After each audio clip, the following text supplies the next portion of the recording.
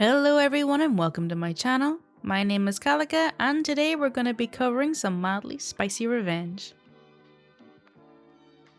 You don't like your boyfriend seeing me braless in the dorm? Then he won't. I live in a college dorm on an all-female floor. I usually wear a bra if leaving the dorm building, but I'm not going to put a bra on under my shirt just to walk down the hall to the bathroom. A few days ago, I left my room and walked 10 yards down the hall to the water fountain, refilled my water bottle, and went back to my room. I was wearing a white tank top and no bra. The tank top was fitted, but not see-through, so you could only see the outline of my nips. There was a small group of people hanging out in the hall outside of a few rooms, but I didn't think much of it. Until around half an hour later, when I got a knock on the door from one of the girls I'd seen in the hall. She said something to the effect of, "Hey, so sorry to ask you this, but if you go out into the hall again, could you put a bra on? My boyfriend's out there and he was staring a little, so..." I'm super non-confrontational, so I was like, "Yeah, sure, sorry about that." And for the rest of that night, anytime I left my room, I put a bra or sweater on. And that was the end of it. Or so I thought. The next day, my roommate told me she'd overheard the girl telling a few of her friends about the incident while in the bathroom. She said the girl was making it sound like I'd been purposely trying to seduce her boyfriend, wearing basically nothing, taking my time at the water fountain, posing to push out my boobs, the whole works. When she left the bathroom, my roommate said the girl was actually acting it out at the water fountain, pretending to be me. That night, I passed the girl and some of her friends on my way to go brush my teeth. I wasn't wearing a bra, I was already in pajamas. The girl looked pointedly down at my chest and all of them started giggling. But the last straw was when the entire dorm got an email from the RA yesterday saying she'd gotten some anonymous complaints about people dressing inappropriately in the hallways and asking that we all just make sure we're keeping things covered up. So here's where I got my petty little revenge. I knew that the girl's boyfriend doesn't go to college here. The girl and I were in the same orientation group and chatted a bit back then. I also knew that due to the pandemic, we weren't allowed to have non-student or family guests in the dorm this year. So I used the same anonymous complaint form to issue a complaint about people bringing their off-campus boyfriends into our dorm and them not wearing a mask. Masks are mandatory in the hallways, although not frequently enforced. This morning, the RA emailed again that saying due to anonymous complaints they'd be enforcing the no off-campus guest rules by checking IDs of unfamiliar guests to make sure they were students from then on. Really, this girl should be thanking me. If she was concerned about her boyfriend seeing the vague outline of my boobs in the dorm hallways, she no longer needs to worry. Lie about having COVID to take 6 weeks off while I do your work for free? I'll throw an all-office party to announce where you really were. Mid-pandemic, my boss disappeared. Just as we were gearing up for our most challenging and time-intensive project in the last 5 years, he dropped off the face of the earth. We kept working for a week or so without him because everything was virtual and the virtual work world was still so new, so we didn't really need him. We were delegating tasks ourselves and completing things on our own. We spoke to co-workers maybe twice a week. But some decisions were beyond our discretion, so we couldn't move forward on those aspects of the project until we received a response from him. After about 7 to 10 days of total silence, we called his boss's boss, who informed our team that our boss had COVID so he wouldn't be able to work right now. We took that at face value, of course, sent him letters of well wishes and didn't bother him with work stuff, or ask why he was able to notify his boss but not us. 3 weeks go by, still not a word. We're beginning to discuss amongst ourselves whether or not he's maybe died. We're terrified and horrified and so concerned. We're contemplating calling his extended family. We're sending flowers and care packages to his apartment. Meanwhile, the project has descended into chaos because no leader was appointed in our boss's stead, so we're forced to navigate several layers of bureaucracy in order to accomplish most anything at all, whereas in the past he would have just signed off in real time. Around week 4 or 5, one of our co-workers suggests he doesn't really have COVID, but is instead using it as an excuse to take time off. We all jumped all over our co-worker, asking how he could insinuate something like that, and lamenting about what a tragedy our boss is probably living through. People were chilly to him for days after that. Week 7, we're undertaking a letter writing campaign to upper management demanding an acting boss be appointed while ours is recovering. The project is a month behind schedule. We're all working overtime every day, sometimes on weekends, without extra compensation, just to keep up with the clusterheck of the boss's sudden absence. Week 8. He finally reappears, logging into a morning meeting as though nothing happened. He looks well rested, well fed, and has a tan. Not at all like someone who's just come out of the other side of a 6-week respiratory virus. He says something quickly to the effect of, "Yeah, that was brutal. Glad to be better and glad to be back. Let's get to work." But doesn't want to talk about what happened or answer any of our questions like, were you in the hospital? What was it like? Fast forward to about 4 or 5 months after this. My sister sends me a promo for a fairly new reality show. I'd never heard of it, but it's on a major platform, and says, "Isn't this guy a friend of yours or something? I swear I've seen him and you together." I watched the trailer for this show, and lo and behold, there's my boss, participating as a contestant on a reality TV show. It didn't take long for me to put the pieces together and realise he took extended leave to go on TV that he knew he wouldn't otherwise get during this massive project, and lied about it under the guise of a vicious disease that nearly all of us had lost a loved one to. I sit and stew with this information, unsure of how to handle it. I know confronting him won't get me very far, but I can't just do nothing, right? I'm not close enough with any of my colleagues to discuss this with them, and trust that they wouldn't run off and send an all-company email about it. So I slept on it a few nights, and then the opportunity fell right into my lap.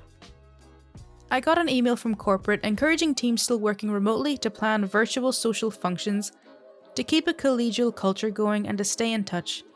Among the suggestions were game night, trivia, and watch party.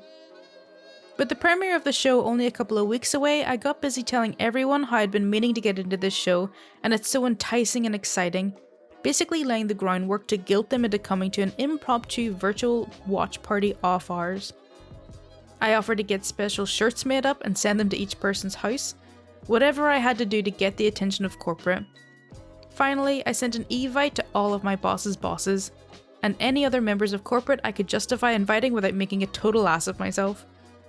Because this is entirely virtual, my boss is unable to overhear any of the chatter. He doesn't realise I'm hyping up this show, and he doesn't realise I planned a watch party for it. I wasn't inviting him unless he had the balls to explicitly ask about it. I was hoping he wouldn't have heard about it at all, not until afterwards. That was really the only way this could work. The night comes, and I'm screen sharing the show to a whopping 64 people, a huge chunk of my department. Many members of corporate had showed up because I was the only person stupid enough to buy into their virtual social work party scheme, so they felt pressured to support it.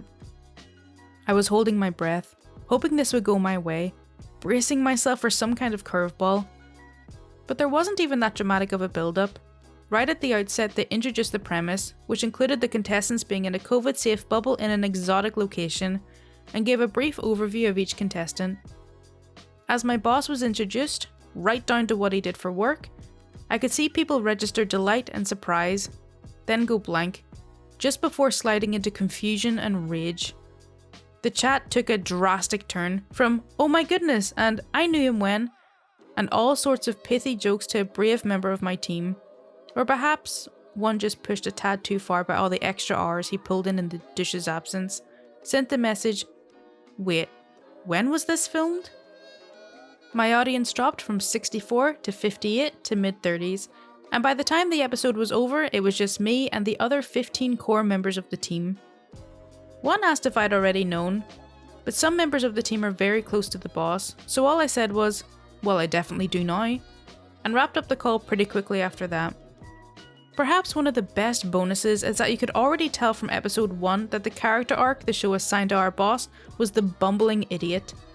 He had his true colours on in full display and some production massaging up them to the 11th degree. My boss was fired. My good buddy was promoted to his place. I am an office legend now, especially since no one is 100% sure whether or not it was intentional, and it was all so satisfying that it was almost worth the dozens of hours of uncompensated overtime that led to it. That story right there is like the chef's kiss of PettyRevenge. I absolutely love it. You're CCing everyone about my supposed cock-up? Fine, I'll reply all with my response. This is a short one. We recently launched a project to a select group of beta testers. Late on a Sunday evening, I'm not paid to be on call or work on weekends, I get an email from the boss CCing everyone involved in the project that the entire site is down. Please can I get it sorted urgently, as this makes the company look bad, complete with screenshots of the problem. I'm really glad for the screenshot. I didn't even need to open my laptop to see what the problem was. I'm mildly peeved at the tone of the email, and I don't think including everyone plus the janitor was really necessary. So I reply all, saying that the reason the boss is getting that error is because he had typed the wrong website into his browser. I get a sheepish mail from him the next day saying that no, it was actually one of the beta testers that had sent him the message about the website not working in screenshot, and he just forwarded it, and it was glad it wasn't actually a problem. Sure, buddy. Very petty, but I got a kick out of it. You're still handing out your old number after 5 years? Enjoy your appointments being cancelled. So I've had my number for 5 years, maybe 6, I don't remember exactly. When I got this number, the previous owner still got regular messages and phone calls, which is completely understandable that she didn't have everyone up to date on her newest number, or lack of number. The first 3 months it was nothing to me. I'd answer the calls, send them on their way. Well, that was until I got a phone call from an elementary school looking for, let's call her Sarah. Sarah's daughter was throwing up and running a high fever and needed to go home. I told the school that this was a new number for me and there was no Sarah around. I thought certainly this issue would make her come to the realization that she needed to update her number, but no. I had to block the school's number because I continued to get calls and texts that had way too much information about Sarah's daughter, including the name, age, and school events with times and changes in school schedules. I wasn't comfortable receiving that information, so I blocked it. Maybe 2 or 3 weeks after I blocked the school, Sarah's grandmother calls me because I assumed the school couldn't get a hold of Sarah. But I have to tell Grandma that I'm not Sarah and to please ask her granddaughter to update her information. Sarah still did not. With all of the information that I unwillingly had on Sarah, full name, age, where she attends college, her home address and where she works, I found her on Facebook and kindly asked her not to use her old number anymore. I'm not sure if she saw the message or not, but it didn't help my problem. This has been ongoing for years, and it's not just spam, it's people she knows, co-workers, family, doctors, her real estate agent even. So before, if she had appointments that were asking to be verified via text to my phone, I would just ignore them. But she had an appointment this time, and I am just so fed up of Sarah still giving out this number after 5 years of this nonsense that I cancelled her appointment for her. A few days later, a new appointment to the same place needed verification, and I cancelled it again. And the next one I get will be cancelled also. Get your crap together, Sarah. Okay, so that's all for r/PettyRevenge. I really hope you did enjoy it. As always, if you do want to see more videos like this, please do subscribe. Any support is greatly appreciated. Thank you so much for watching. Bye!